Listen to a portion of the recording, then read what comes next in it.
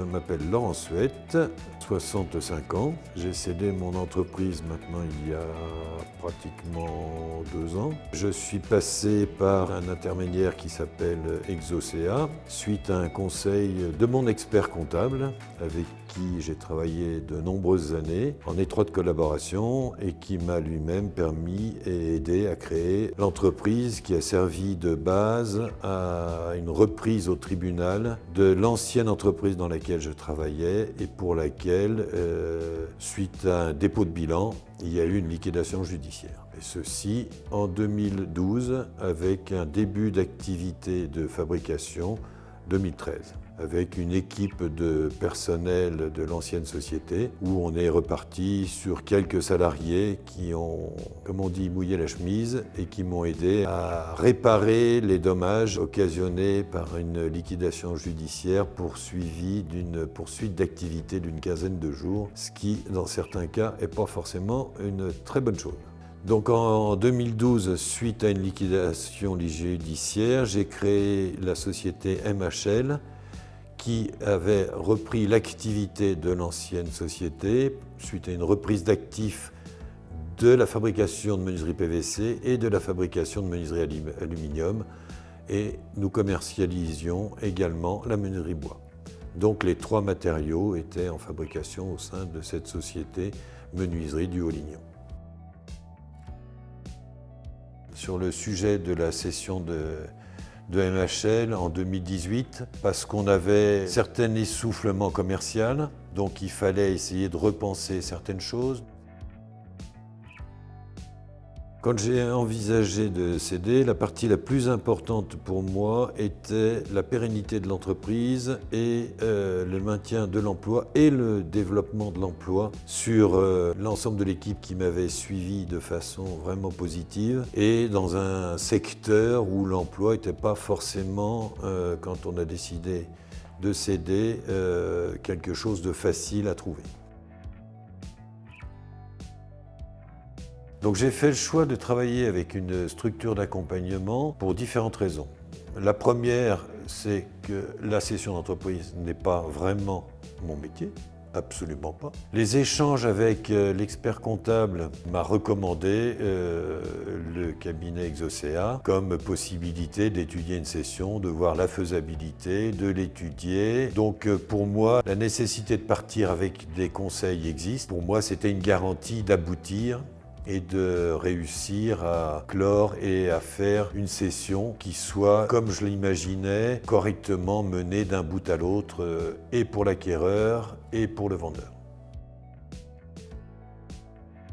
Pour moi, ce qui a été le plus complexe à gérer au cours de cette session, le déroulé s'étant fait de façon tellement limpide et avec une certaine logique, pour moi, la complexité n'a pas été sur ce dossier. C'est autrement plus compliqué de reprendre une entreprise au tribunal que de la céder avec un accompagnement qui se fait de façon positive entre son conseil expert comptable et la société qui est en mission de réaliser une cession d'entreprise.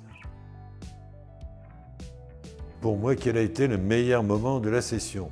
Ça, c'est une bonne question. Je dirais que le meilleur moment, c'est comme le pire. Il n'y en a pas en tant que tel. Les bons moments que j'ai passés, c'est ce qui m'a enrichi, c'est-à-dire les contacts avec les repreneurs éventuels, les échanges avec les repreneurs éventuels, les critiques qu'on prend de façon positive quand on veut s'en donner la peine et qui permettent éventuellement de modifier un petit peu certaines choses dans la gestion du quotidien et d'avoir un regard sur ce qui a été fait. Alors ça peut parfois être douloureux parce qu'on se dit c'est quand même dommage que j'y ai pas pensé. Ça peut être aussi permettre de voir des choses qu'on n'avait pas vues et de façon positive. Le processus de cession, je n'ai pas eu de doute sur l'objectif à atteindre. Pour ma part, quand un objectif est fixé, après ça, on met en place la musique qui accompagne et qui doit permettre d'atteindre l'objectif. Donc le doute n'était pour moi pas quelque chose d'envisageable. Des interrogations, des problématiques, des positions par rapport à des repreneurs, des choses comme ça, oui. Mais de doute, non. Qu'est-ce qui a été le plus surprenant pour moi dans cette session et dans le suivi de ce dossier, c'est, je dirais, le côté simple de la réalisation et du bon déroulement des opérations. Alors l'accompagnement d'Exocea m'a été utile dans un certain nombre de domaines. Je dirais que déjà pour la mise en place du dossier, la constitution du dossier, c'est quelque chose que je connaissais, mais sans avoir forcément la compétence de faire ressortir les points positifs. Puis quand on fait une analyse soi-même, c'est toujours compliqué de la faire de façon objective et puis on ne voit pas forcément ce qui est utile de faire ressortir. Donc ça, c'est un point qui était excessivement important. L'autre point, je ne tenais pas forcément à mettre une petite annonce dans les journaux. Il fallait avoir, sans avoir le culte du secret, avoir une certaine confidentialité pour ne pas déstabiliser l'entreprise, le personnel qu'il y ait des angoisses qui se mettent en place. Donc je dirais que c'est les points qui m'ont donné satisfaction sur le fait de passer par un cabinet.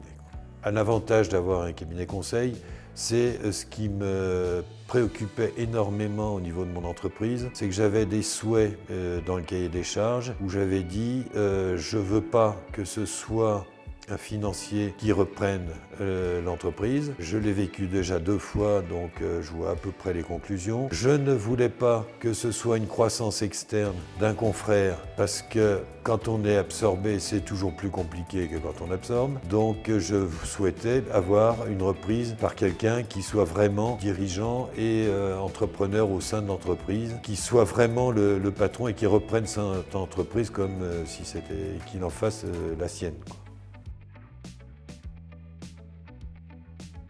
Que fais-je maintenant? Le bon côté de la situation, c'est que je profite beaucoup plus de ma famille avec un esprit beaucoup plus tranquille. J'ai conservé une légère activité au sein d'un syndicat professionnel qui me permet de garder un lien social entre ce syndicat professionnel dans lequel j'ai un poste de chargé de mission environnement qui me permet de travailler sur des pans d'activité que je n'ai jamais pu occuper au cours de ma carrière puisque je me donnais à 200% pour mon entreprise. Donc ça me permet de boucher un trou que j'avais eu dans ma carrière. J'avais des activités aussi au niveau local par rapport au MEDEF et des soutiens locaux.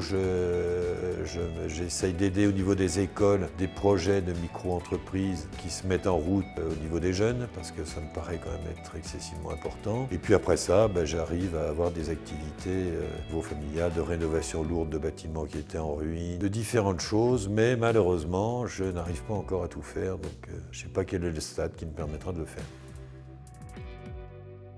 En quoi ma vie a changé depuis cette session? Je dirais sur un stress beaucoup moins important. Donc il me faut un certain niveau de stress pour être bien, mais trop de stress, c'est pas forcément idéal. Donc je dirais que c'est un peu le point important qui pour moi a changé énormément de choses. Malgré tout, un peu plus de disponibilité pour ses proches et ses amis, ses relations, ça permet de faire les différentes activités que je viens de vous citer.